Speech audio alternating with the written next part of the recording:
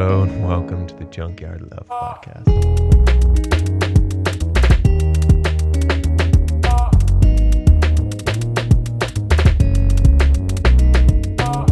At what age do we learn how to have better conversations?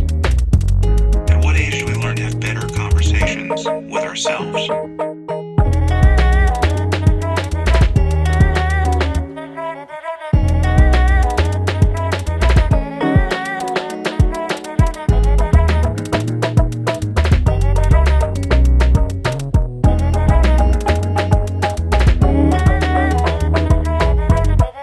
Knowledge is power.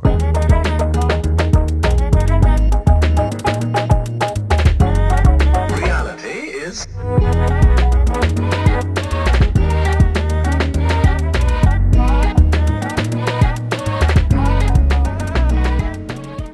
I want to start it off wearing a mask too. See ya? I want this to be, even if my audio is a little weird right now, I'll take it off. But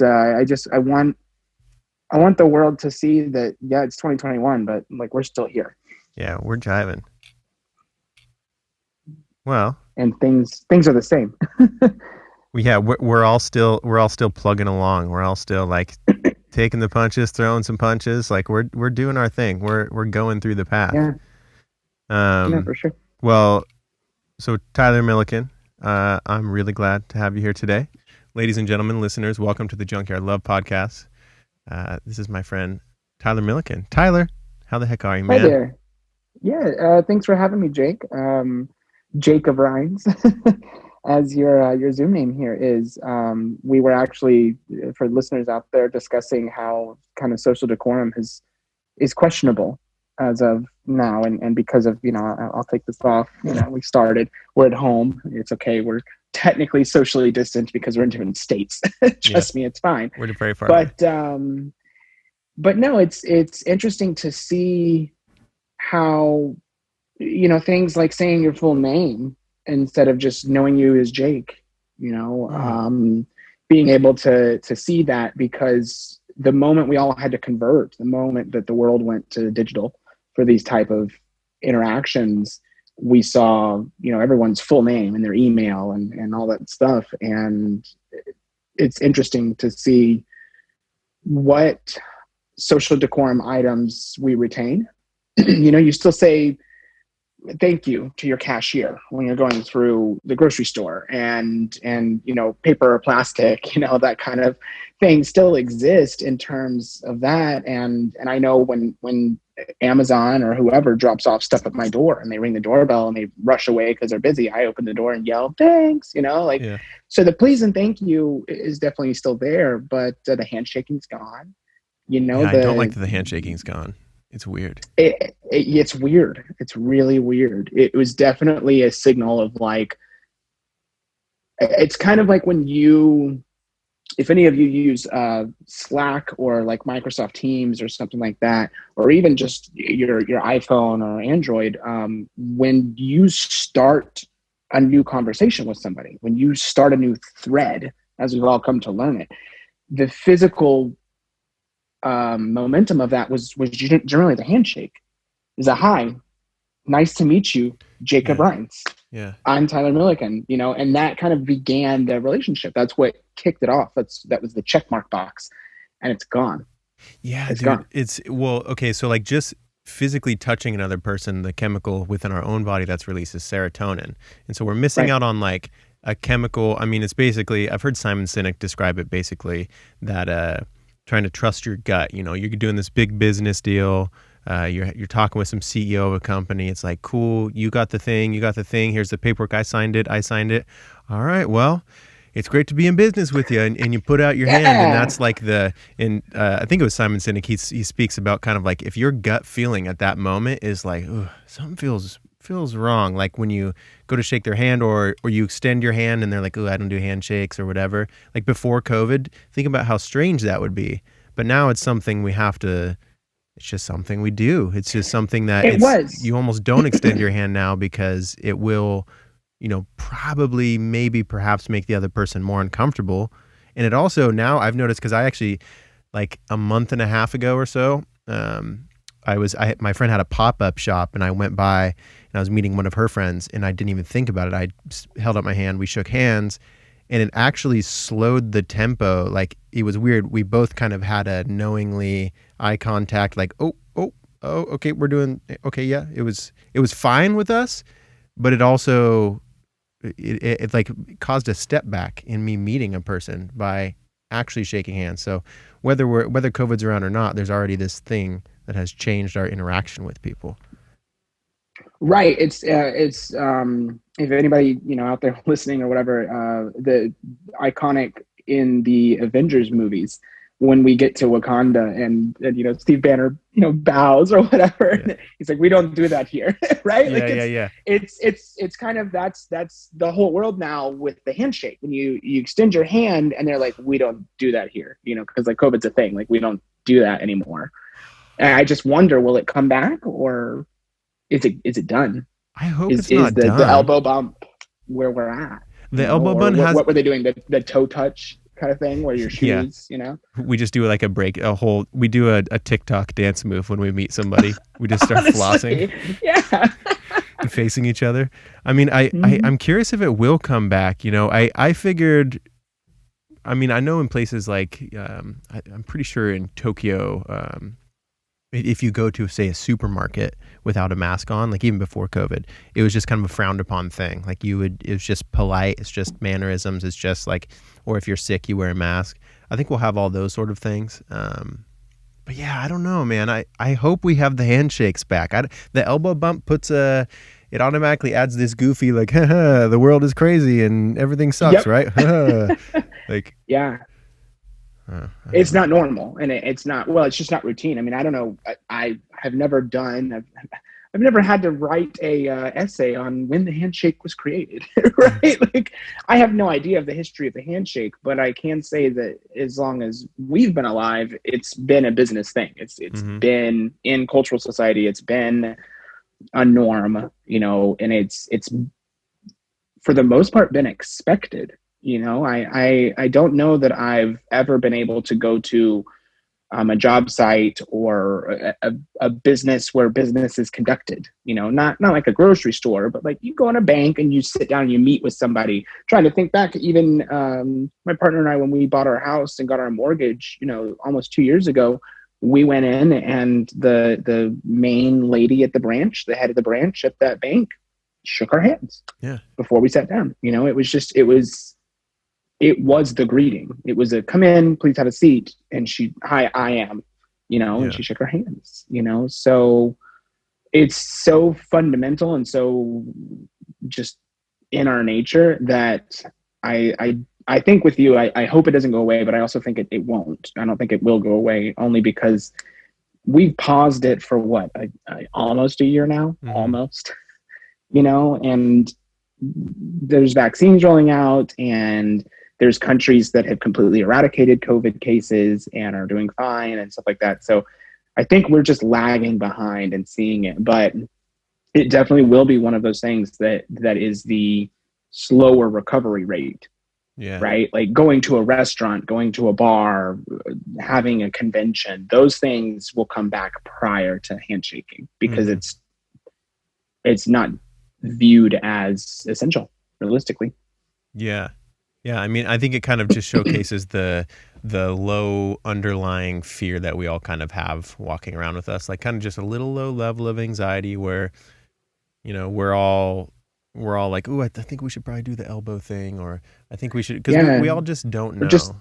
It's weird too to see Demolition Man, right? It's a film. I think it's 1993 or something like that. It's got the main character, God, what is his? Adrian. Sylvester Stallone. Yeah. I haven't seen that in a while. But. Yeah. So he's the main character, and he somehow they find a way to do cryotechnology, blah blah blah. They basically put him on freeze for 50 years, and then they thaw him out. And so he comes out, and he's like, "What the hell? The world changed." And 50 years is enough time for the world to be somewhat different, for sure. Pretty different. And so the world's different for him, and he does a high five and they don't physically touch in this film. It's something that, again, because of viruses and stuff like that, like it's not something they do. And so the other person that he, that holds up their hand, and what you're supposed to do is like this, and you go, and that, like this, like that close, and that's it. And so when he's like, the guy is shocked, just shook. He's like, Man, I forgot about this. Like, like somebody touched me. Like, I don't know if he like thinks like he's gonna die now, or it's just. But whoever does that, he's a B character. That's his one scene. But that actor does a really good job of exactly how we all feel right now when somebody wants a physical interaction, and we're not used to it. Like we've adjusted to not have it. And he just, he looks at his hand more than he looks at the other person, because he's like, did you just physically connect with me? Did that just happen? And I don't know if he's thinking like, do I get this amputated? Like, do I go wash my hands? Like, what do I do? It's it was very telling for sure to laugh at a film from the 90s and still see that, like, nope, whenever physical contact becomes part of the problem, it just gets nixed. It just does. Yeah, I mean, it's such a huge change from the way that we've always done things. I think that, like, I don't know. I think in the end, regardless of what ends up happening, whenever we come out the other side of this, whatever that means, it's always a weird sentence in itself, right? But I think what it's going to probably require is just whatever we are doing, we need to do it with confidence. So, like, if for whatever reason it's no physical touch, handshakes don't come back around, and elbow touching is all we do, like, I sincerely hope that we make elbow touching fun, eye contact, like make it the best we can. Like, because I think we need to look at, what do we get out of something like a handshake? What do we get out of our like almost controlling our first impressions of meeting someone or them meeting us, and trying to show up as kind of our best self. Like, you want to try to make eye contact when you shake someone's hand. You want to be open. You want to be friendly. Well, and they always explain it too of, like firm, but not like when someone has a good handshake, like the good handshake, right, was usually like, well, they're not limp wristed. It's not wimpy. It's like they intended to shake your hand. And it's that intent that you can't, with the toe tap or the elbow, you can't convey. You can't get the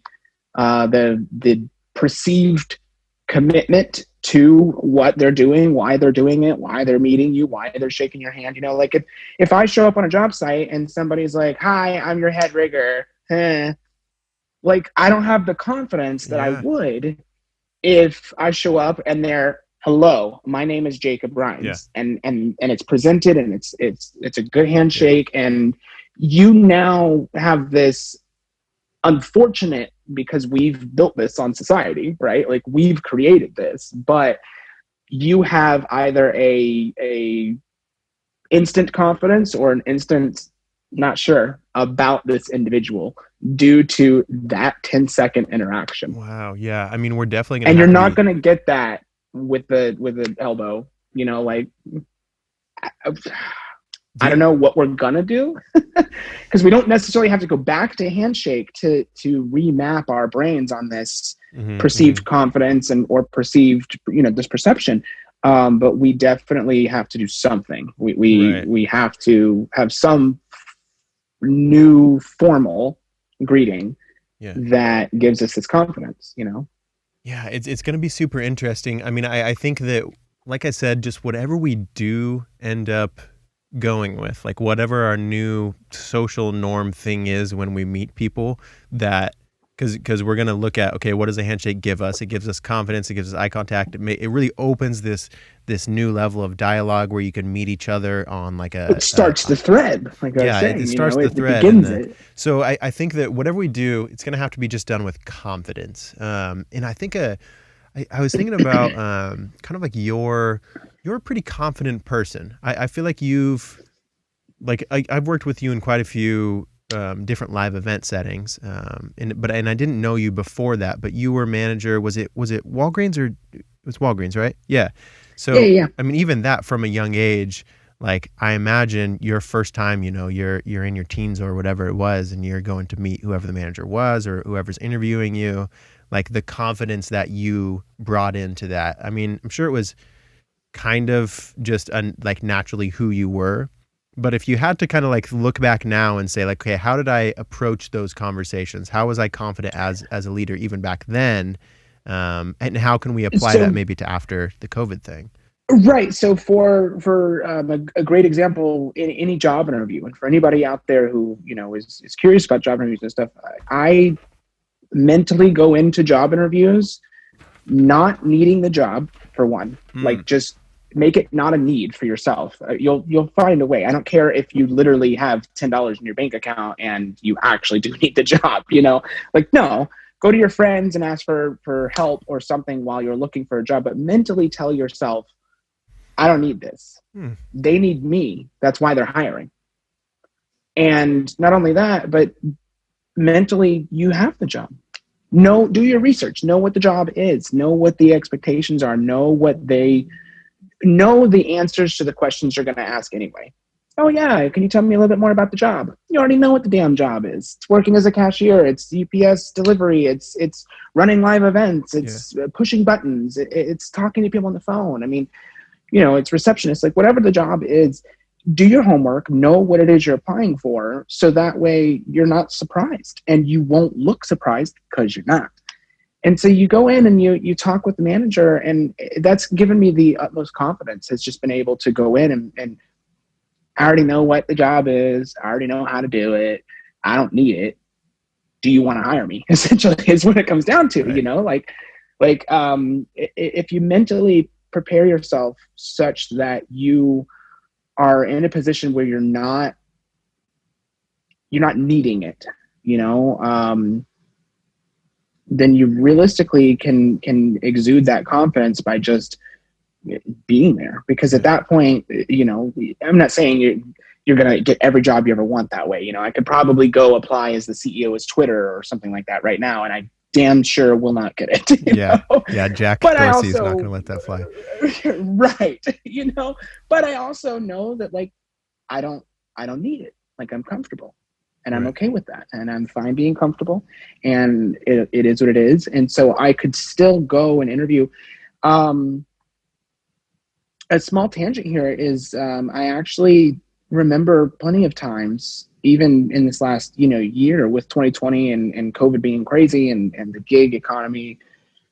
Everybody knows the story by now, so I don't have to harp on the story, but I have interviewed, phone interviewed, Zoom interviewed, in-person interviewed for jobs that I had no intention of even picking up. I just wanted to see if they would offer me the job. I had a better job anyway. I was comfortable, but I was like, this is experience. Right. This is practice. Yeah, and I mean, and you open yourself up. You never know. Like maybe you talk to them and it's a job, like parts of the job they explain. You're like, oh wow, this actually sounds pretty good for what's going on right now. Right. Yeah. Right. The current position, what I just got done with at 2 p.m., which it's for the viewers out there, it's currently 2:26 p.m. So what I finished my shift at 2 p.m.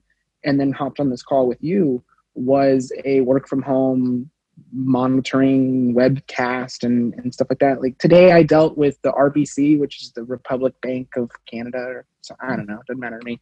They were talking about today's conference was all about senior living homes. Fun fact, right? And how they have not seen, because of COVID, they've actually been hurting. Those facilities have been hurting in terms of intake, in terms of new people. I can digress on that all day long, but the point I was trying to make was I got emailed this link that said that this company was hiring back in August. And I was like, well, I'm already just sitting at home on my computer. I have nothing else going on. Mm-hmm. Do I need the money? No, my bills are fine. Gigs have slowly transitioned and I've been okay. I've, been able to pay everything that I need to pay. I of 2020, I still did fine, right? Like I wasn't hurting. But I was like, we'll see what it's about. Because the email was very short and succinct. You have to do this, blah, blah, blah. Okay, cool. So I call them, and the first person I talked to do an initial interview, her job was to make sure you could speak English and had a phone and a good internet connection. That was her job. She kind of weeded out the people who obviously were just not qualified. Yeah. She didn't really know much about the actual position. And so, okay, cool, whatever. All right. Well, sure. Put me down for an interview with the actual supervisor 3 days from now. I don't know if I want to do it. The pay is low and whatever, but put me down. Might as well. Again, I'm sitting at home. I have nothing else to do, And so 3 days later, I get on the phone with the supervisor, and he's like, well, here's actually what you'd be doing. Mm-hmm. Here's actually the job, like not just the job description, but like the steps that you would be going through daily, every hour to manage these webcasts. I was like, oh, that's super easy. Like, I'm used to having to do this, for like people on stage and stage manage and graphics and live. And he's like, no. You call in, you ask their name, you make sure you can hear them okay. And then when they're ready to go live, you click this one button. And you're like, when do I hit the winner bars? Honestly, like I'm over here. I'm like, so wait, you have 3 people assigned to all these calls, and we all kind of cover each other.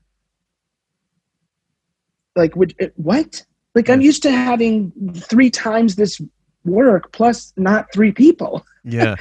This is so backwards. But again, makes sense why the pay is what it is.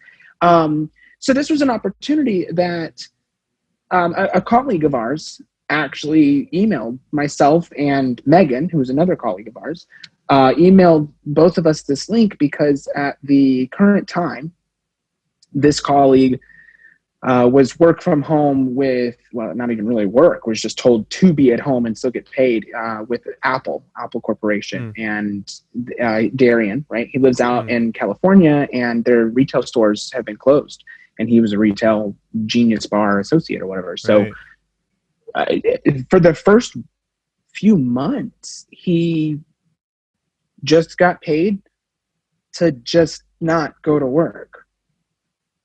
Must be nice, right? I mean, again, for all those watching, what the last 9 months have been like. Yeah. And anybody in Jake and my industry, we could call it, but the gig economy, realistically, anybody in gig life has been hurting, and it really, really, really, it hurts. The knife just gets turned in the wound to hear that huge corporations like Apple were like, yeah, just sit at home. Here's your paycheck. Yeah. We can just do online sales.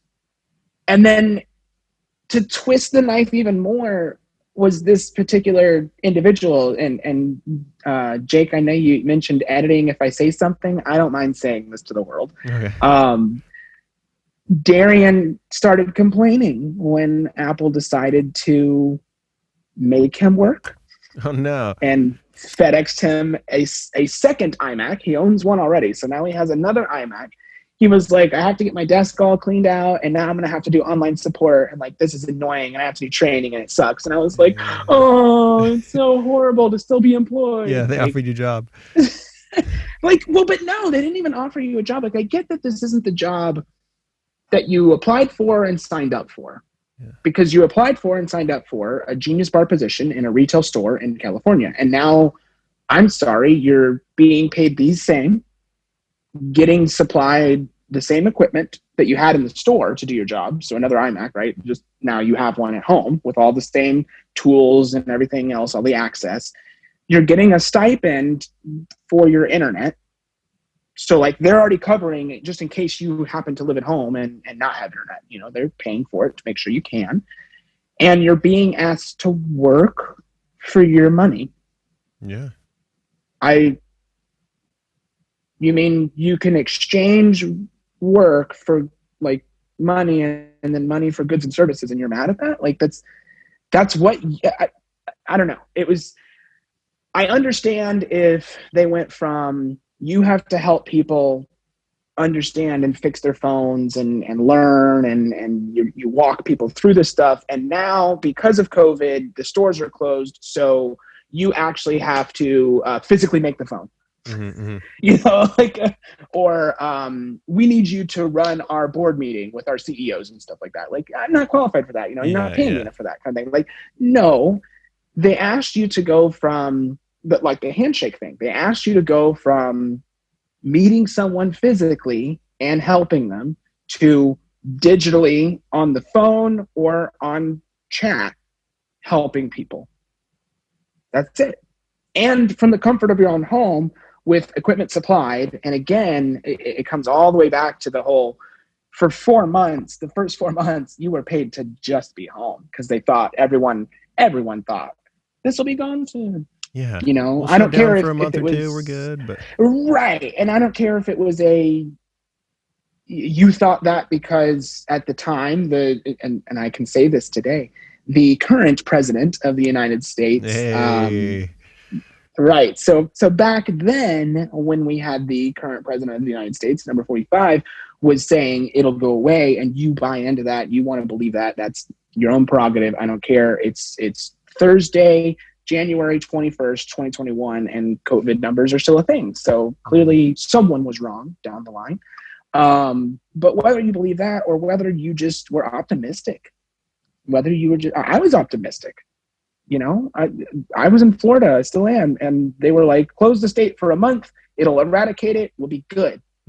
Great. I had conferences and conventions and stuff in June and July and August that I was looking forward to working. Yeah. I think we were both after, I think when gigs first started getting shut down, it was middle of March. I think we were both in Wadeka. We were up in Bellevue? So I actually have a if we want to cover that, I've got about 5 minutes worth of that. We were both in Seattle, Washington, and we did a show that the morning session was Saturday morning. Mm-hmm. That was our award session. And then we tore it all down Saturday afternoon. We shipped stuff back, and we had a good evening. We went out to eat, and we did normal people things Saturday night. Sunday, we all flew out, and you back to, I think you drove back down. Yeah, I drove. I'm not far from Seattle. Yeah, because you're not far, but the rest of us, we flew out like 9 a.m., 9:30 a.m. flight, whatever, because again, Seattle to Orlando, that's almost as far as you can go without counting Alaska kind of thing.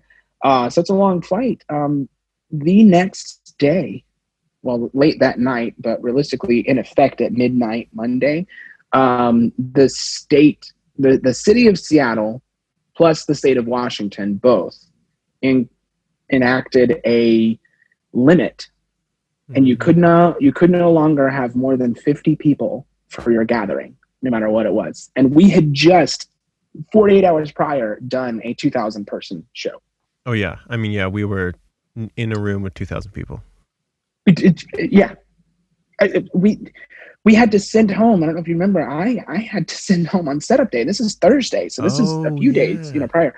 I had to send home our high school intern student because his school had one confirmed case, in a student. It's so weird to think. I'm in the state of Florida, and I've got 15,000 new cases a day.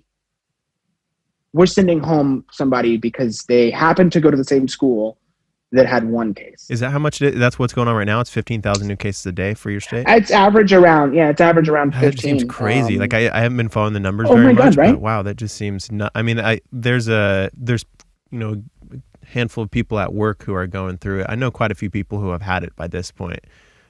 Same. Yeah. It's interesting. So I remember at that same show, basically I was sitting in on some recordings, and some of the students were talking with some of the adults, and basically the students were like, they're trying to do what they can. They're listening to the same news we are. They're getting the same info we are. We're trickling it down. Obviously adults are trying to like, hey, we're going to be okay, but we're going to do this. You're going to try to be that leader in that role. But I remember one of the students basically kind of more or less saying, I'm a little confused. I'm scared. Are we sitting ducks? Like that was the question that he had. Are we sitting ducks? Like he's like basically asking, hey, are we going to like die this year? Or And it's, man, it's so strange to think of that was, 9, 10 months ago. But I'm also kind of wondering, when we come out of this, whatever that looks like again, right? I mean, this, whether we're handshaking or we're elbow bumping or we're outdoor conference only, we're outdoor concert only, we're sporting events, but without attendees. Stadiums are being built, but not really stadiums. They're just soccer fields with cameras. Who knows? So weird. Maybe this will push us over into augmented reality world. But I wonder, like, what the, like, how could we show up as adults, when we're in roles of leadership, like when we're on site and like we're wearing shirt and tie, it's like, hey, I'm in a leadership role. Like if a student has something, if he's coming up to me, I have to stop you for just a second because I don't wear shirt and tie. I don't wear tie anymore. I actually have laughed. Polo. I refuse. I have laughed so much because the production guide as of lately says it's recommended but not required anymore. And I don't know if it's because of me or what, but no, continue. Right. When we are given and accept the role of essentially a position of power, or whether or not, again, we're working for them either way, but we are looked up to. Yeah. Period. We are looked up to. Yeah, I think that because like I want to, like as an I'm almost 30 years old. Like I want to consider myself an adult who is going to like help. 30 this year. Yeah, isn't that crazy? I like if a student. Basically what I'm saying is, like, in that situation, I didn't have any answers. Like he wasn't asking me. I just happened to be in the room. But I was thinking, like, if I had answers that would actually comfort this kid who's like, hey, like, what's going on with this COVID thing? Like, are we okay? I wonder in the future, like, how can we, because kids are smart, man. Like, and they, with technology and their access to everything, they don't want to be lied to. I wouldn't say they're smart. I'm not going to say they're dumb either, but I think that you're trying to touch up. There you go. I was about to say they are connected, and like that we can't just BS them and be like, yeah, right. Because I don't want to. I don't think that adults should be feeding like younger people any sort of like Santa Claus story, like where it's like, don't worry about it. Like if you're good, Santa will bring you gifts one day a year. Like I want to be able to be real and honest and open with our younger generation. Like, but I'm just wondering how this is all going to change. I always think about the last 4 or 5 years. I think younger kids would have not really cared about the presidential election. They wouldn't have cared about politics, but it's now kind of come into the forefront of all of us with social media and stuff. Basically, like young kids, kids in high school, even middle school, have phones and they're connected to what's going on in the world. And so we're going to have some sort of center truth or. So what you're hinting at is what unfortunately already occurs for, and has been occurring for quite a long time for our education system. But you're saying censorship, like I'm not saying censorship in the broad bad way and stuff, but basically curated response or curated flow of information is what you're pushing towards, and what you're saying we should have a consensus on. And I don't know that it's never always a bad thing, right? Nothing is always a bad thing. Okay. But it is one of those, like, when the education system of a state or of a country or whatever, decides to only push this flow of information and educate, like, that's what our youth know. And with access like they have now to anything, essentially, I mean, the world's on the internet, and if they're on it, then there you go. You've got access to whatever type of information you seek, you can find. And I don't know that there is, I mean, there are tons of the Amazon, I don't want to say her name because she'll light up, but the little doodad that's always in everybody's houses, they make a kid's version of it. That's awesome. That's fantastic. Parents probably buy it and eat it up. That's amazing.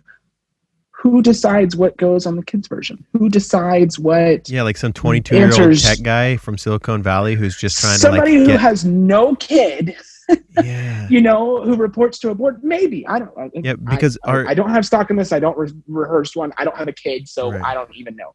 But the point being is someone. It's a someone decided it. Our biases are built into our technology. The iPhone, where you can turn on parental controls, right? Like, if you turn it on as a parent, you're moderating it as a parent. You're making that decision. But if not, then you're right. I mean, it's difficult. It's very difficult because we do these events where we cater towards, for legal purposes, minors, right? Like, 90% of the people that we are broadcasting to, who are watching our hypodermic needle of what we decide to prevent to them, and who we're interacting with and we are talking with, are under 18. Yeah. And we have to decide how we censor ourselves. I mean, we would never, this best of all, songs with explicit lyrics. I was just going to talk about this. You have to curate those playlists, and you made that choice because someone told you to make that choice. But it's not the parents of the kids. Yeah, see, but the parents of the kids decided to send them to the organization, to the meeting, and stuff like that, right? So it goes hand in hand, but it's very, very. I don't know. That's why I don't have kids. Yeah. Right. I don't like. I have a hard enough time making decisions for my own damn self, let alone someone that I'm responsible for. Yeah. It's very, very interesting. How do you go about letting the 18 and under 18 generation know that? Again, this is my opinion, with facts that you could Google. But that COVID is a thing, and it's not going away by a miracle, and cases are spiking, and it's transmitted. It's transmitted from particles from your mouth and from breathing and from the lungs. It's it's not on your groceries. It's not on your door handle, right? Like how do you go about deciding to let them know the truth, without letting them know, the whole truth, nothing but the truth, only the truth. Like, we're supposed to swear on the Bible with our hand. Like, yeah, you don't want to tell a 12-year-old, like, hey, to be honest, like, it's a disaster out here. Nobody has any idea what's going on. And the politicians, they're all crazy. But, like, you want to tell them. Dr. Fauci says one thing, and the president of the United States tweets out something completely opposite. Right. I mean, but don't worry, honey. Like, I packed you a PB&J for lunch. Yeah, dude. They're like, yeah, am I a sitting duck, Mom? You're like, I don't know. Go to school. Like, what? And I hope that what do you mean go to school? I mean, that even broke down. Right. Yeah. Yeah. Go to Zoom. Go to your room and go Zoom. Go to your Zoom room. Go to your Zoom room. Like, go away. Stop asking questions that don't need to be asked. Because I also don't know, And as a parent, I think that even, because again, us in positions of leadership, positions of power, whatever, looked up to, feel like we should have a response, and a good one at that, and we should believe in our own damn response. I can't imagine being a parent with 3 kids, let's call it a high school, an elementary, and a middle or something like that.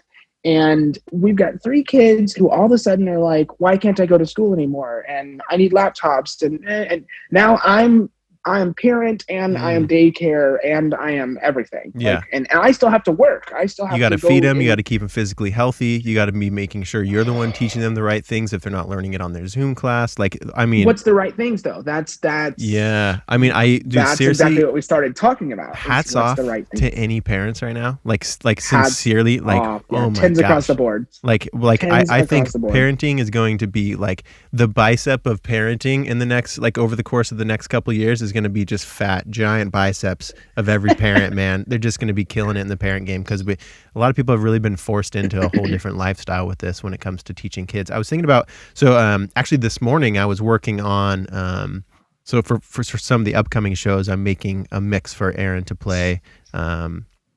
Just a general walk in, walk out. Yeah. So a lot of times I'll do. We asked for that, so appreciate it. Yeah. A lot of times I'll do a Spotify playlist and it can hit shuffle, but this one will be a continuous mix. And so I've been working on that the last few days, working on it this morning. And I was even noticing, when it comes to, just right back to, we were talking about, like, who decides what is okay for kids, or who decides at what age they listen to whatever. Even the explicit / clean content nowadays, more and more. So I assume they have algorithms on places like Spotify who are policing these things. So if it hears, Dua Lipa say ass, it's gonna, okay, now this one needs an explicit content. No, mark, believe it or not, it's actually under the, from what I understand from, I graduated years ago, so who knows if it's changed, but it's the FCC. It's the same people who decide that you can say bitch on Saturday Night Live because it airs at 11:30 p.m., but you can't say it on Wheel of Fortune because it airs at 6 p.m. kind of thing. How do we do that with music, though? When they submit the lyrics. Well, because so there will be ones that will say clean, like it'll say it's the clean version, or even on the record pools that I'm a part of, clean version, right. And it's different than the dirty version, but it still says damn, it still says hell. Because that's allowed on the over-the-air radio, or if it's never a radio version, like if it's only an album version, then that means that it doesn't have to be regulated the same way. It's the reason that things like HBO or Netflix or Hulu, Hulu originals, Netflix originals, like they can have full nudity and it's not a porn because it's paid content no matter what. Yeah, that's true. It was never designed to ever be on. This comes back to the hypodermic needle. What I mean by that is the hypodermic needle is just an impression to say like you can't. It's gonna happen. It's gonna go in. It is what it is. It's a one-way communication and it's going in. It's an old, outdated, honestly, thing at this point that I kind of don't know why I still use, but maybe it's just because I was educated that way. It's kind of intense. But it's things. So things that are broadcast on publicly available free television are censored and scrutinized and stuff way more than any cable TV show, because you had to pay to get it. So like you invited it in. Yeah. Right?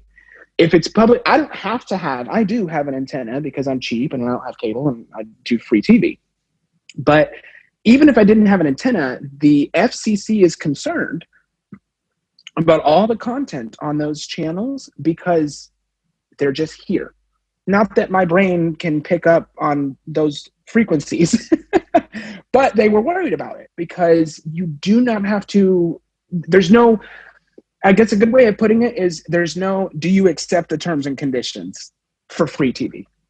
Yeah.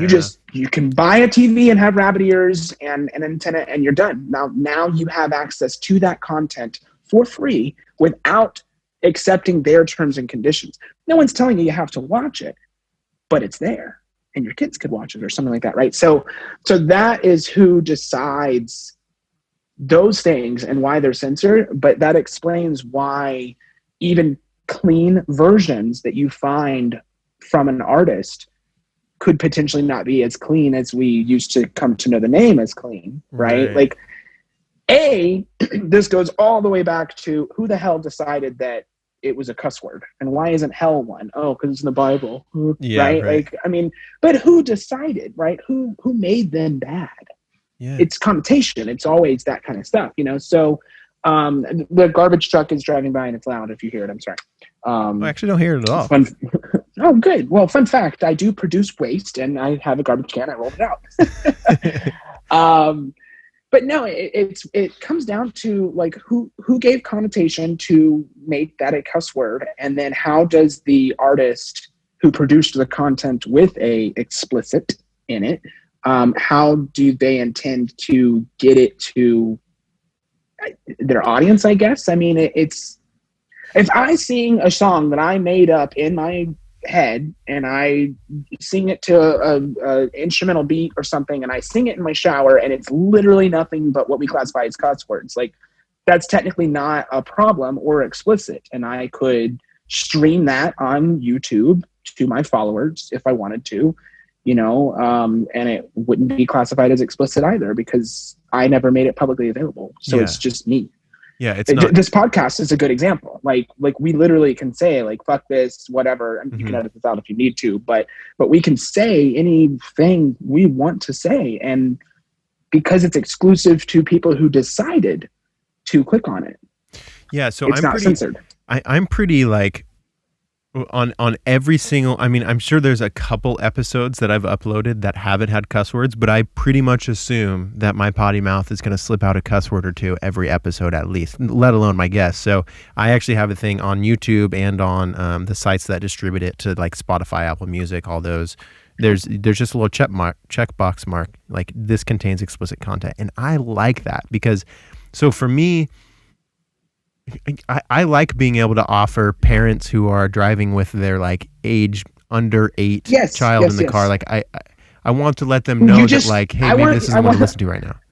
And I want to pause you really fast to say, you don't have any kids, right? So let's let the listeners know you have no kids. Do you have siblings that have children? Yeah, tons. Okay, so you understand the relationship that parents and children have. Great. Okay. I think they cuss at their kids a lot, though. Actually, I don't know if my sisters are the best example, but I know what you're saying. Oh, you're just letting me reel this in. Okay, now I have two things. Okay, all right. The first thing is you said 8. You said kids of 8 or younger in the back. So you chose a number. You, who doesn't have any kids, decided that kids of 8 or younger shouldn't be listening to your podcast, but 9 and up is fine. Okay, is the negative space you left there. And the second thing you said is you think your siblings cuss too much to their children, so they're not a good example. Therefore, you chose that they're not a good example. And the negative space there being, if you had children, you wouldn't cuss as much to yours because they're not a good example. You'd follow a different example. So you are now deciding in and of yourself as an artist that your podcast, this podcast, should not be allowed to be listened to by children 8 or younger. You chose that. Yeah, like so I'm the police. I'm the middle. Who you are. So who at the Spotify or the FCC or the TV or Netflix or whatever decides that something that's rated R, right? You can't go to a movie theater and see something rated R unless you're 18 or older. But if someone 18 or older buys you a ticket and you're 16 or 17, that's okay. That's literally their loophole. Yeah.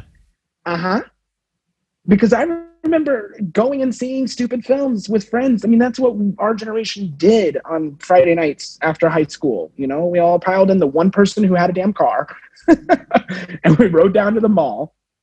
And we hung out at the mall because the mall was a cool place back in the day for those youngsters who were like, what's a mall? We order everything on Amazon. No, the mall was a place you went and you spent your allowance, or if you had a job, you spent your money. And yeah, we would want to see a horror film around Halloween because that's when they came out. And they were always rated R because they had blood and guts and gore and all that stuff. And you'd have to sometimes have a friend like show their ID, like, yeah, I'm 19 and he's 17, but like it's okay. I'm his chaperone, you know, so kind of thing. I was always the baby in my group. Yeah, you're with chaperone. Right. What do you think then? Like, how do we? What do you see like the future of marking things as cuss words, or do you think even like are we just going to mesh and young kids are going to be adult at an earlier age, so to say, and like it'll just be kind of this like, hey, try not to cuss, but it's all around you, kids? Like, is it going to be like where do you see the future of separating explicit and clean content in our culture? So what I see is I'll lean on a colleague that you know. Her name is Christy Howard, and she's got a little girl, and she educates her little girl on language, essentially, but on cuss words. And I think it comes down to the implied meaning behind it is where it comes down to. And so we need to, instead of shielding them from a word because we decided it was a bad word, you know, we need to just educate them like it's a dictionary, you know, like we're teaching them language. We need to just say, you know, hey, younger generation, you can grab your cell phone, you can text your friend and say, what's up, bitch, and LOL. And that's completely fine and understood because you know, and you have this relationship and the meaning behind it was just, you're just talking, you know, versus Imagine if your like 6-year-old daughter texts her friend and says, "What's up, bitch?"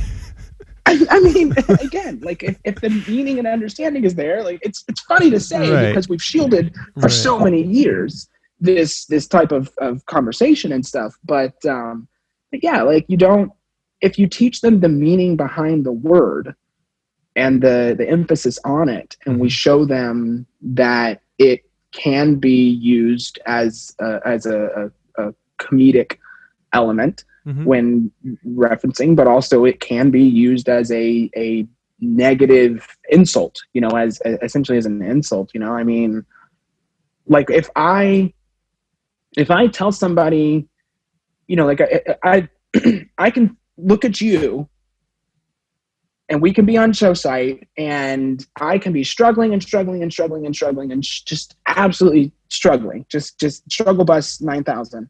And you come up and in 2.3 seconds, you're like, oh, it's just control this for a computer program or something, right? And like you just solve the problem that I've been bashing my head against the damn keyboard for 20 You're minutes. describing what you do on site, by the way. Like you do this. Like you're the genie who just walks up and you're like, oh, it's just this. Comes up and does you it. are the example of that.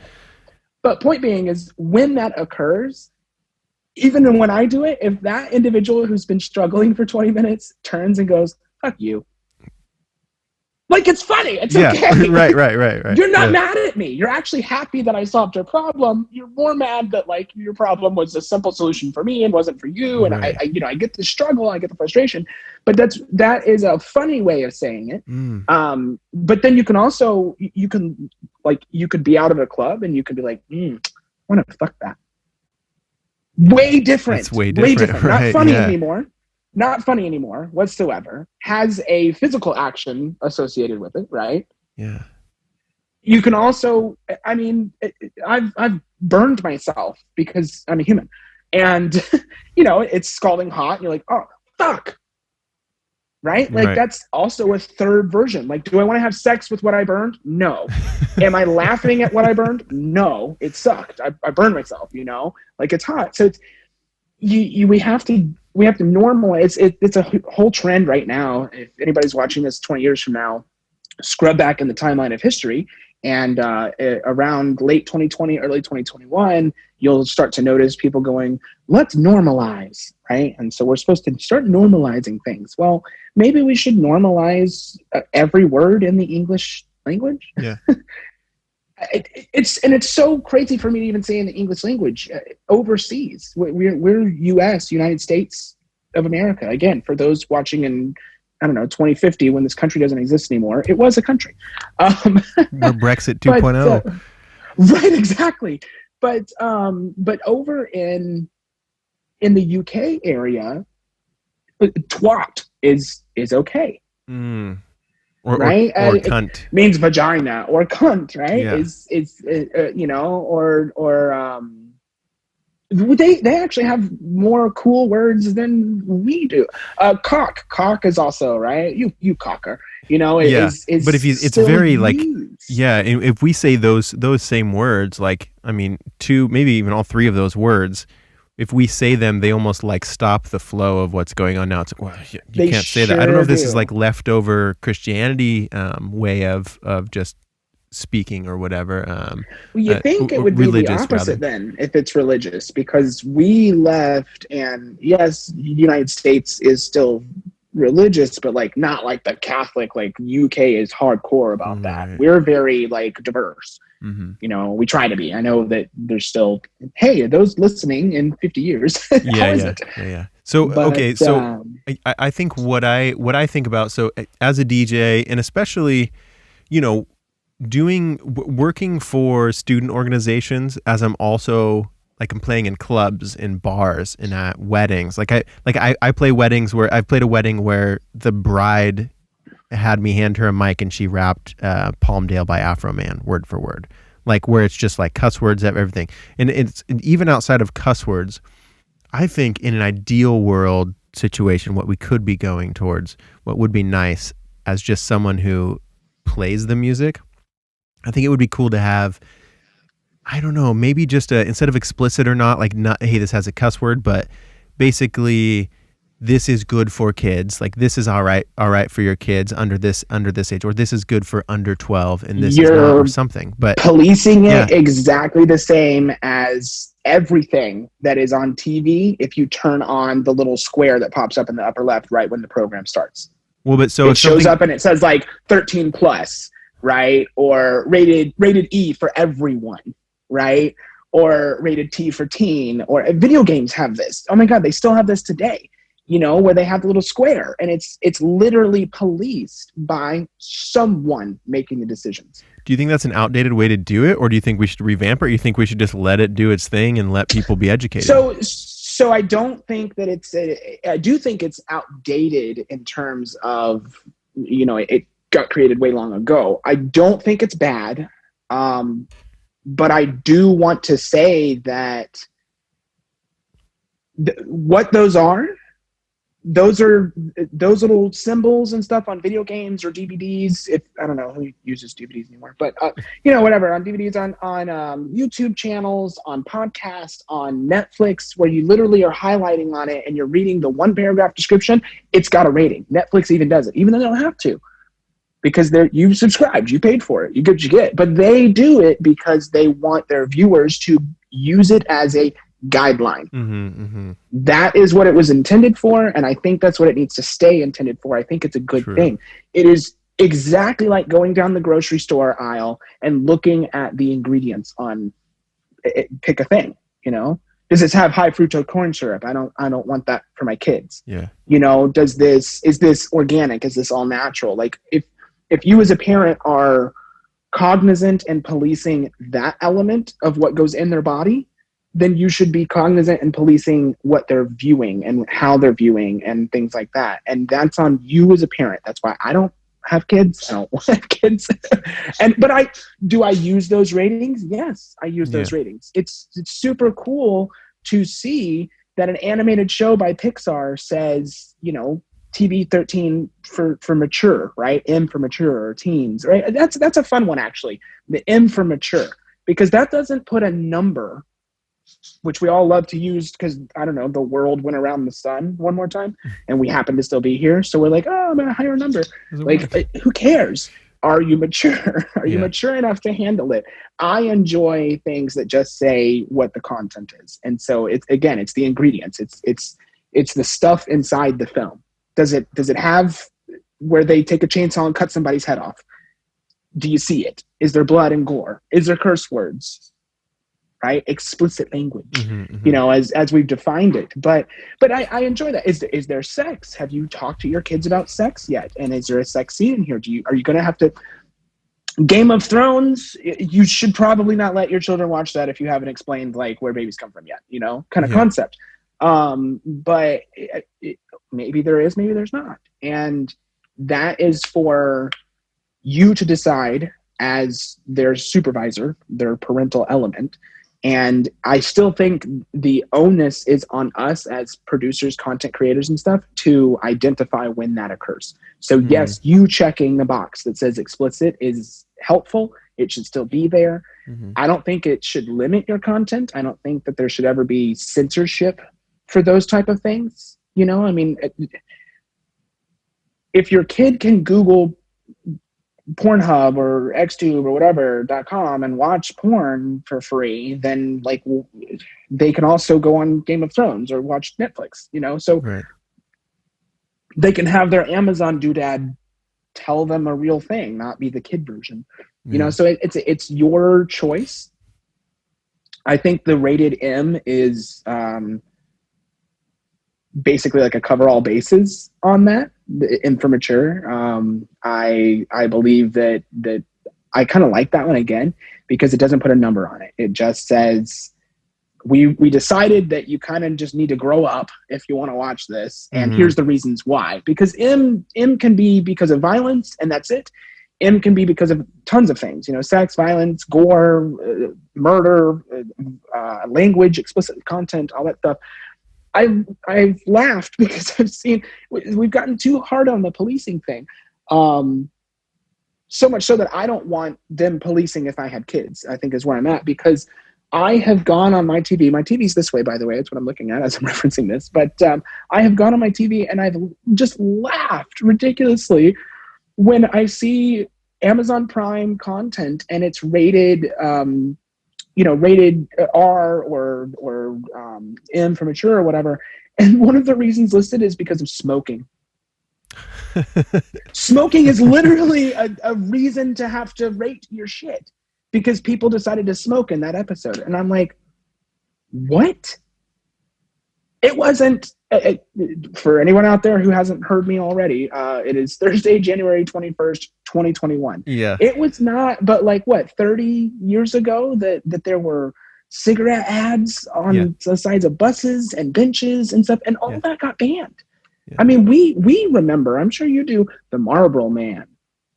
Those commercials with him and the horse and stuff, like he was cool. Yeah, they had they're banned. There used to be ads where it was a doctor like in a white lab coat situation, like 1 in 6 doctors recommend Marb Reds over whatever. Like those were advertisements. Yeah. And so I think retrospectively looking back, I see, I don't know. I mean, I almost do see that as, oh, that's kind of wrong. Like that's kind of like, that's, you know, why they're gone.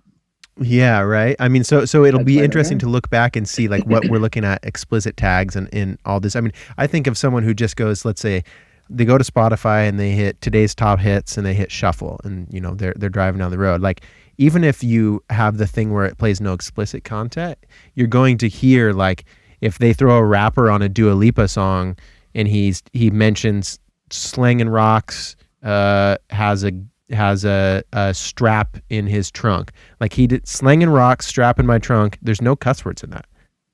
Correct. So like defined cuss words. Yeah. So me, I kind of wonder the implication, right? Like, so are those situations where the parent, like say there was a kid in the car for that example, the parent says, hey, that's that rapper, that's his lifestyle, that's what he's rapping about, blah, blah, blah.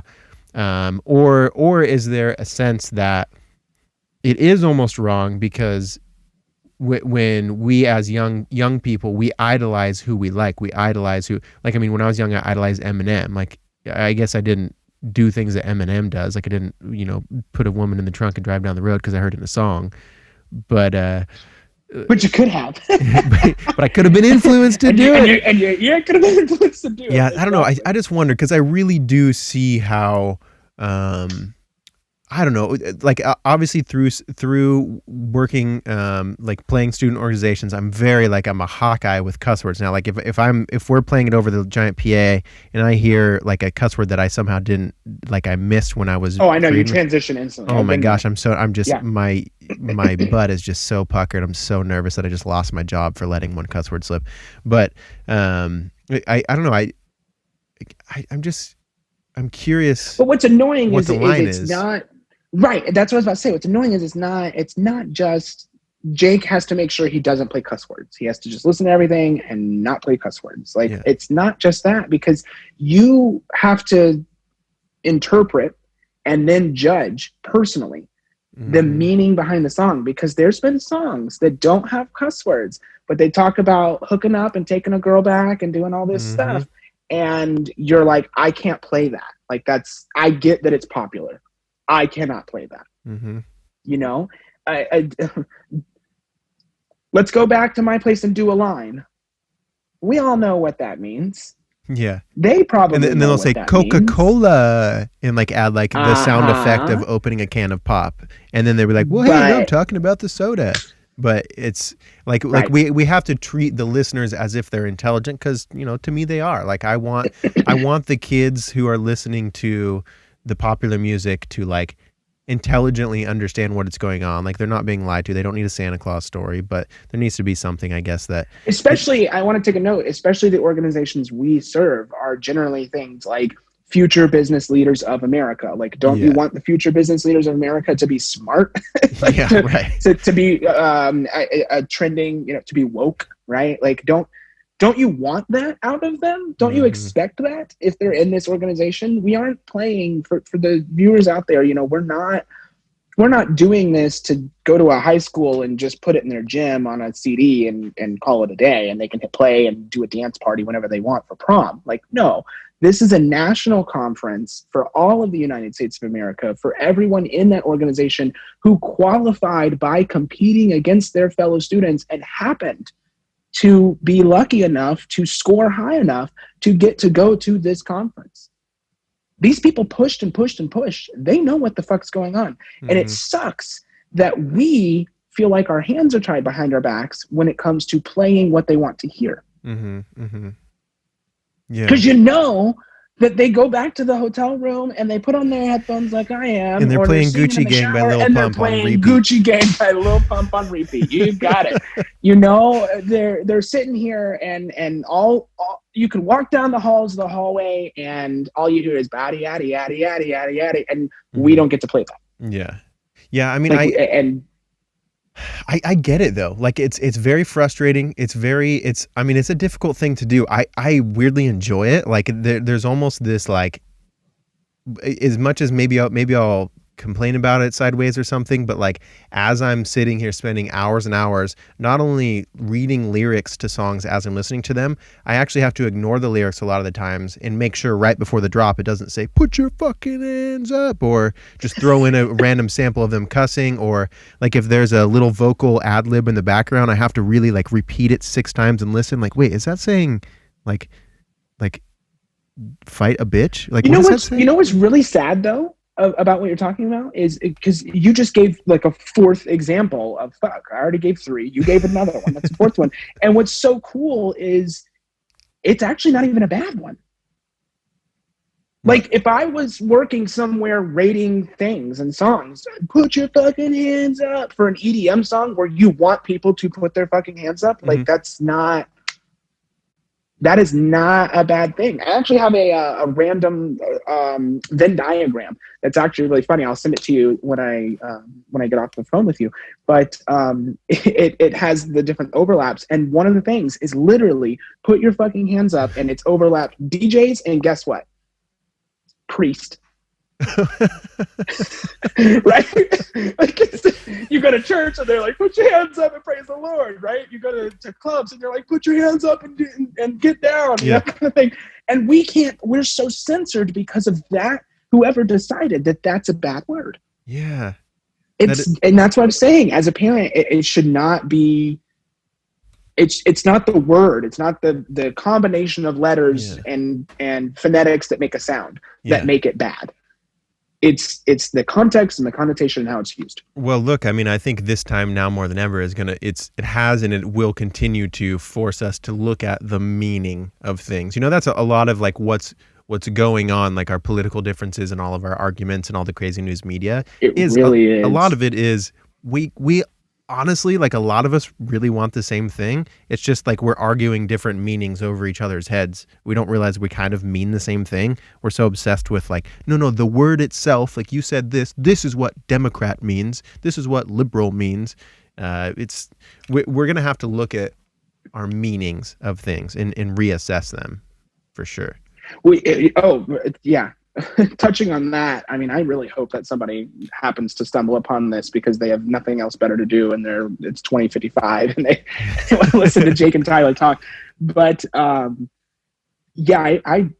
wholeheartedly agree with you. We cannot be black and white. We can't be black and white on the word fuck being a cuss word because we have to look at how it's used and the meaning behind it. And we cannot be black and white on any political controversy or decision, realistically. I mean, we're not black and white in the grocery store. There's more than one cracker. There's more than one juice. There's more than one. There's Pepsi and Coke, and there's tons of variations, right? Somehow, there's still Dr. Pepper, and there's Special Check K or RC Cola or whatever your Winn-Dixie or Publix or Walmart brand is. There's Great Value, and stuff. There's just so many different choices that it's really sad to see on the ballot and in the political environment and in what feels like the heart of America, too. Right. Yeah. And if you're not number one, you're clearly number 2. You're clearly, Yeah. clearly, you are A or you are B, Yeah. and there are no other choices. That is it. That's a lot of the madness. Like that is one of the biggest things that to me, when I'm like, as an observer, when I'm watching like things that happen on social media, I'm just like, what? Don't you guys realize that you're just arguing, if you're not this, then you're that, or if you're not with me, you're the bad other. It's like there's millions of other options out here. Tons of other options, and that's what seems to fundamentally just suck with the choices we have, and the people making the choices and everything else is, and honestly, what continuously stalls progress, because people in charge of making progress are trying to come to a conclusion, come to a unified decision, come to a middle ground, and they're being met with, well, no, because I don't have this, I can't do it, or because I don't have that, I can't do it. And it's on both sides of the aisle. I mean, it just, I do not know a solution. If I knew one, I'd be running for office and I'd have it and we go. But you know, I do not know a damn solution. I cannot tell you if I think we should go back to the drawing board on the United States of America, realistically, or if maybe we can dig ourselves out of the hole we painted ourselves in a corner. We decided that there would be two parties really early on, and how those two parties would be represented and gain power and stuff like that really early on, and no one's been willing to modify that. Yeah, I mean, I think my very loose summarized opinion of what's going on, like kind of with humanity as a whole, like just where we're at, but I mean specifically like our country, I just think what we have here and what we have built here is completely beautiful, amazing, like wonderful. The fact that we are the thing that came after monkeys and we're not just like throwing our own shit around and like I still do that. You don't? Oh, I mean, I do. If we were in person, I would throw my poop right, around. exactly, to each other. But I think that I think that we're just at a point where our intelligence levels, our connectiveness levels, we are changing at a very rapid pace, and I think we need to take a look at, hey, what is the way that we are changing in? Like what's the direction we're facing, or what's the direction we want to be going in? Because we're changing towards something regardless, so we need to kind of put a little bit of maybe some bumpers using like visualization of like a bowling ball. Right. And I think that guidance. We need to add guidance to our flow of the future, realistically. Because either way, it's coming. It's happening. Yeah. And I think we're just we're at a time where I hope it doesn't descend into madness before we really get there, but we do need some sort of democracy 2.0 or new ways of organizing ourselves. Yeah, I was about to say, I like your bowling ball bumpers analogy, and I want to use that and tee on it. Unfortunately, what I was trying to get at with the current climate, the two systems and stuff, and we're hopeful. Again, Thursday, January 21st, 2021. We're hopeful right now, that the forward momentum will not be this. However, in the previous 12 to 20 years, but probably, I've only been alive and paid attention not that much longer. So I don't know how long this has gone on, but your bumpers situation has always been there. We never get a gutter ball because we go forward. Okay. So the bumpers have always been up. However, instead of guiding it as almost a pie shape towards the inevitable strike, it appears and it feels like what we've been guiding it is a pendulum swing. It's been the ball is going left or the ball is going right. It's not going to go in the gutter. We got bumpers, right? We know we're good. But it just seems like whoever gets control of the ball, or the presidency, but whoever gets control of kind of where we're going tends to just drive it. It's a hard left or a hard right, man. It does not feel, it has not felt in the last few years like we're just nudging it a little bit our way or a little bit that way. I don't even want to say our way or their way. It's not our way or their way. It's forward. No matter what, it's forward. We all agree there. It's forward. But it feels like we're nudging it It doesn't feel like, I should say, we're nudging it. It feels like we're knocking it to one side or the other side. And that's kind of been why our younger generation is concerned with it. It's been why you and I are talking about it.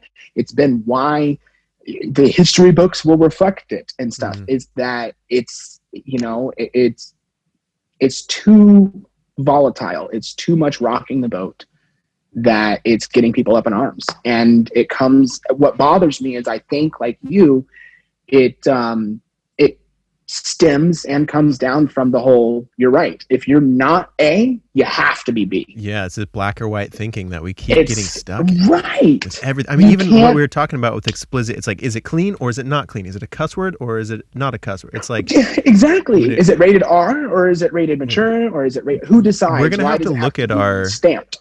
Yeah. Like who decides who gives it the stamp, and then like we need to be able to say, is these people deciding to stamp it this way? Is this helping us any longer? Or is this something that we need to take a look at? Because I think as a general, like, we got to stop sinking into this black and white, this red or blue, this us or them. And we got to really look at what the reality is right in front of us right now. Not how has it always been? How was it before? Whatever. Like, use these things as examples to guide us, amicably. But we really do need to quit the black and white thinking and realize what's really going on, however that looks, Colorful. That's how it looks. Yeah. It's colorful, and it's beautiful that it is so diverse and so colorful. Everyone wants to say, America, the melting pot, it's like a soup, it's got all kinds of things and stuff. Like, we need to show that. We need to man up, and we need to show that we aren't just Democrats or Republicans. We are a united nation, the United States of America, and we're all diverse and we all have different rules. And what sucks is people get mad about this because it's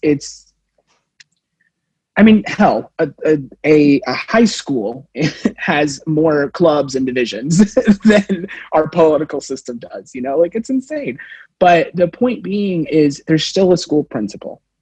And there's still hard, fast rules for all of them that they all have, kind of almost like a check the box for accepted terms and conditions. Like, they've all come to terms with, and they've been okay with, and they've decided and agreed upon. And there's a revision, and every year we look at it and we can keep going and stuff. And so I'm not saying we don't need, I don't want to use the word overlord or something like that. We don't want to say that. We do need a governing body. We do need a set of rules. We do need to follow a set of rules. But the cool thing is, like, at a high school, they don't really have to enforce the rules too much compared to, like, police and the streets and stuff, right? Like, because they all decided on the rules and they all got them. They all wanted them, Like, if you want to, if I told you that, hi, I'm mayor of Portland, Oregon, or I don't know, head of state, whatever, something like that. And I was like, you know what? You can't drive from 2 a.m. to 3 a.m. You just can't. It's my decision. I'm allowed to do that. You elected me to be representative of you. So it's kind of on you that, you made the decision by electing me, that now I made the decision to enact that rule. But, like, you didn't agree to that. You don't want that. And this comes down to a small topic that, well, it's not a small topic, but it's a topic that that is really annoying in our current way of doing things, way of enacting in Congress, way of doing laws, is they're bills that are proposed and then they get voted on. And what sucks is they're not your grocery store receipt where they're line item and itemized. Right? Like, you and I always have to get a receipt that's itemized so we can prove we didn't buy alcohol or something like that on it. They're not that. What sucks with our bills and our reform is we want to pass Article Bill 1938 or whatever, whatever the number complex language, and whatever is inside of it is a yay or nay. That's your two choices. Back to the black and white. It either passes or it doesn't, right? But if it passes, everything that's in it goes. So if it says we're going to, we're going to feed the homeless, $1 million right here, or $1 billion, or I don't care, $1 trillion, pick a number, whatever it costs to feed the homeless, we're going to do that. Oh, but the exact same amount that it costs to feed the homeless, we're also going to buy nuclear weapons with. Is that cool? Cool with you? I mean, feeding the homeless sounds good, right? Like, we should do that. And that's the headline. Yeah. And buying nuclear weapons, like, that helps our military. Maybe it's not so bad. So it goes. Yeah. And what sucks is when the vote goes through and it's super split, but one side has two more, it passes, or it fails, even if one side has two more for no's and it fails, you know? And so again, that's the hindrance of progress. Our system is just so sluggish and stupid that we can't, if we can't agree to disagree, and so we just disagree, shit all gets done. Nothing happens. Yeah. And we're stuck. And I just continue to wish that they would revise the way that they're thinking to, you know, when they're doing these meetings, if you got down on a smaller level, like the board meeting of an HOA or something like that, you know, where they're like, okay, so we're going to vote on approved housing paint colors, right? Like, it's inconsequential. No one really cares, to be honest, but some people have a few opinions and they vote, and 90% of the time, everybody's like, sure, whatever, cool. And it goes, okay, cool beans. The problem arises when there's 10 people on the board and 5 want to say yes and 5 want to say no. And that's what we have in our political system right now, is half want to say yes and half want to say no to everything. Yeah. And so if we could just get down to, get down to the smaller nitty gritty in the same HOA environment, instead of voting on the 6 approved housing pallets or whatever, do you like red? Is red okay? And then we ask everybody and we get their votes. Okay, cool. Only 2 people don't like red, but 8 people do, so it goes. What about yellow? Oh, basically nobody likes yellow except one. Linda, we're gonna call her Linda. Linda likes yellow. She wanted to pick her, but no, we're not doing yellow. 9 people said no, so yellow's out. So instead of voting on what I decided this bill is, we're going to vote on the morsels, the smaller pieces of it, you know?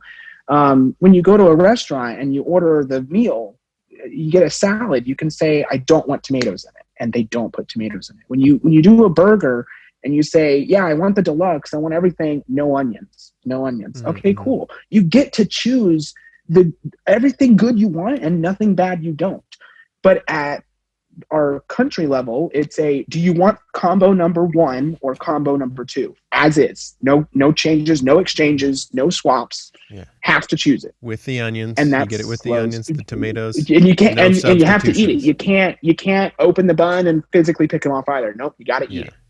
Yeah, we're just more complicated than that, but that's how our problems. So I mean, I think overall, again, it's just like we do need to start thinking less black and white. And I would say we, as in, like, I think you and I don't entirely think just in black and white, but I think, you know, as a general consensus. You and I are forced to. We just 2 months ago went to a voting location and had to choose an A or a B. Yeah. We're forced to. Yeah. We had to say yes or no on different bills. There's literally a proposition from my just county location about a like nature area, pond, whatever, with a bunch of turtles and stuff in it, like wildlife. There was wildlife somewhere. I don't know the exact location. And anyway, this neighborhood was like, we want a second entrance to a main road. So we want to like pave a road through this wildlife. And what we'll do is we'll relocate there was turtles. We'll relocate the turtles to another pond. But if you read the entire article, they were only going to take up to 10% of the population of turtles and relocate them. Oh, sneaky bastards. If you actually read all the stuff. And so I was like, fuck no, you don't get your road. Like drive around. You have a car. Like, let the turtles live. Let the trees be. It's fine. But that was literally on my bill. And again, it was a yes or a no. Yeah. There was no like, well, I would let you have your road. I would be fine with you could have your cake and eat it too if you moved all the turtles. Yeah. And built like a habitat for them or something. Yeah, because you're not saying like, fuck you don't get a road. It's like, hey, no, the amount of turtles that you're planning on bringing is the problem here. But you're not allowed to take that onion as a substitute, you know? Exactly. I was not allowed to, I could not like write in a new bill and say, this is kind of how I would solve the problem. Yeah. And I agree to this as my vote. So my vote was, no, you're not allowed to build your road. Not that I have any qualms with that neighborhood having a second entrance to the road. It's the way they were going to go about it. Right. That's the problem. I mean, yeah, that's a huge summarization of kind of everything that's going on. We just need less. If you're not this, then that. I don't know how it's going to happen. It's not like it's a magical overnight thing, but I think when we could all bring into our own levels of awareness and our own being, bring in like, oh, am I just being forced to choose this or that? How do I feel about that? Am I just extending as to someone else as an option? Like, hey, the blue pill or the red pill or the this or the that or whatever. I think we could all upgrade our sense making when it comes to that. Tyler, we're getting up here in time. I know you have other meetings. We are, yeah, and I appreciate that. I actually wanted to follow up with one more thing and just say, definitely, because we've been harping on this, it's not always bad to have a do you want salt or pepper situation. Baskin Robbins famously did not do more than 31 flavors because sometimes too much choice is too much. 100%. Netflix, too many things to watch. Cable TV, too many channels, nothing ever good on. Those kind of situations arise when you do have way too much. So I want everyone to have a voice, but imagine, just in my small example, let's say that community that wanted a new road had 100 houses. That's 100 people's opinions on what to do with the turtles and how to do everything and whatnot. So the summarization into bills and the coming together into a unified response is going to take time due to that fact, but it needs to happen. And I guess I'm just saying that there's still, imagine back to the TV show ratings or explicit content ratings or whatever. Like, we already have, I think, we discussed smoking, sex, violence, gore, blood, all that stuff on there. When do we end up uploading the whole dictionary and being like, well, there's somebody who's a redhead, so like caution if you don't like redheads, or there's LGBTQ content, which is a big thing, like how many tags do we have to assign, and when is too much too much? At the grocery store, paper or plastic, bring your reusable bags if you want. There's your 3 choices. Yeah. Or no bags, I guess. There's 4. You just throw the stuff in a cart. I feel like you're a psychopath if you just like carry your stuff out. But I mean, or you're saving the environment. I have to be honest with you, and I am a psychopath. But I do enjoy shopping at Aldi, where they charge for bags, and so bags aren't, and they don't even bag your stuff. They just, you have to put a quarter in the cart to get it. And then that means you return your cart to get your quarter back, because Americans are cheap.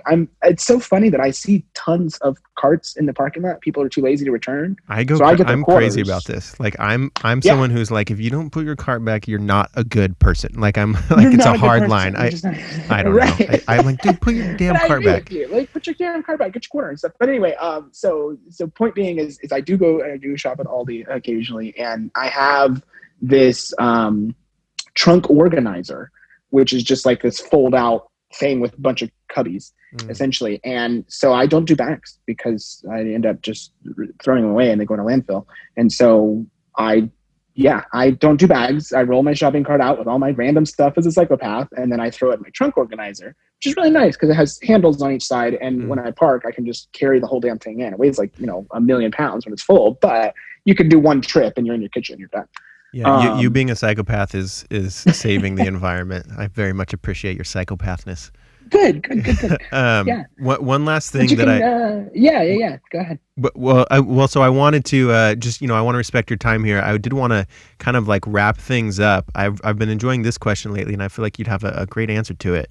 What, Mr. Milliken, what do you think the world could use more of right now? Like what does the world need?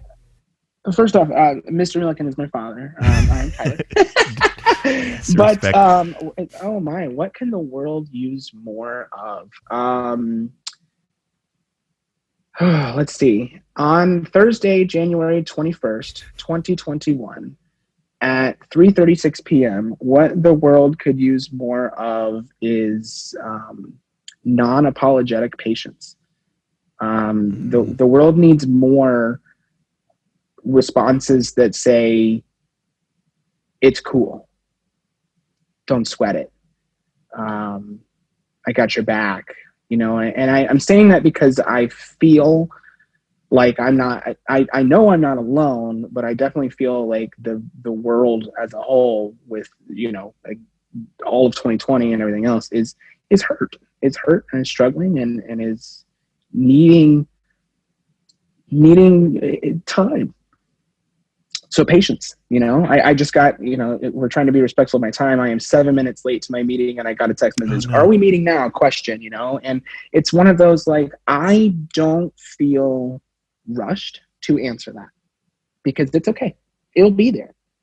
Even if I was like, sorry, we can't meet today, we'll solve the problem tomorrow. The world's gonna keep going. The sun's gonna come up, you know, as far as we know. I mean, shit, we don't know, but Is it the rapture? We'll see. Right, exactly. But no, what the world could use more of is just unapologetic patience. I'm not going to tell this individual that I am 8 minutes late now, and maybe it'd be another 2 or something. I'm not going to say sorry for being late. I'm going to say, hey, here I am. And he's going to be okay with that, you know, because it's our time. And, you know, I didn't meet my exact time, but we're still having our meeting. The world's still turning. Things are still happening. No one died. Yeah. You know? It's not that big a deal. Yeah.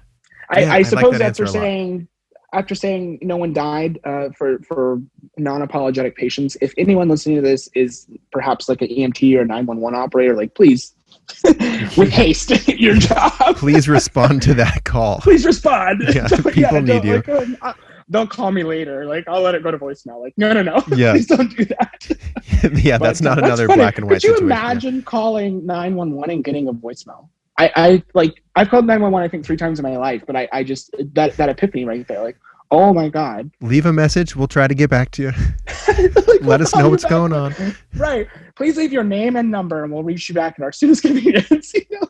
Imagine listening back. Imagine if your job was the person to listen back to the 911 voicemails where someone's like, "Are you kidding me? You didn't answer. You're 911. Like, my friend's dying." Seriously. Yeah. Seriously. Like at what point do you hang up and call back? You know, you call again. Like, are they on do not disturb mode? You got to call twice in a row or something. Yeah. You have to power call to get your emergency to be at the top of the list. Maybe that's what we're moving towards. We might be, but anyway, that should answer. It doesn't really answer too much, but I believe my main topic would be more on unapologetic patience. Yeah. Like, just don't be sorry for things that shouldn't be sorry for, and be willing to just breathe. Excellent, man. I love it. I love to end there. That's a really great point. Tyler, I really appreciate your time, man. I appreciate, even just your friendship, as a coworker, your friendship through that. You've taught me a lot. You're a great leader. You're someone that I look up to in forms of just how confident you are with meeting new people, with how you handle your workflow. It's just fantastic. I enjoy working with you, and I'm really pumped that you agreed to come on the podcast and just kind of chat with me. So thank you so much. Yeah, Tyler. Same. Thank you for having me. I really appreciate it. And I hope to anyone out there, whether they're listening to it tomorrow or listening to it in 20, 30, 40, 50 years, 50 years. Honestly, 50 years, look back and be like, man, yeah, they went through some shit. Indeed. So, yeah. All right. Well, thank you, my friend. Thanks for having me. Yeah, definitely, man. All right, Tyler, have a good rest of your day. Listeners, drink some water, stretch, and love yourself. Be a little more patient with yourself. Cheers. Unapologetically patient. Hey, we'll end it with a cheers with the waters. Clink. There we go. All right. See you later, buddy. Have a good one. Hey, folks. Hope you enjoyed the episode. If you did, please consider sharing, following, subscribing, leaving a review, sending to a friend, whatever. If you did enjoy it and something stood out from you, maybe leave a comment or send a little note on social media what you liked about it, or a quote that was profound, or something we talked about that made you change your perspective. Anything you could do, any interaction is helpful to me, and hopefully it's enjoyable to you. So thanks for listening. We'll see you guys next episode. Take care of yourselves.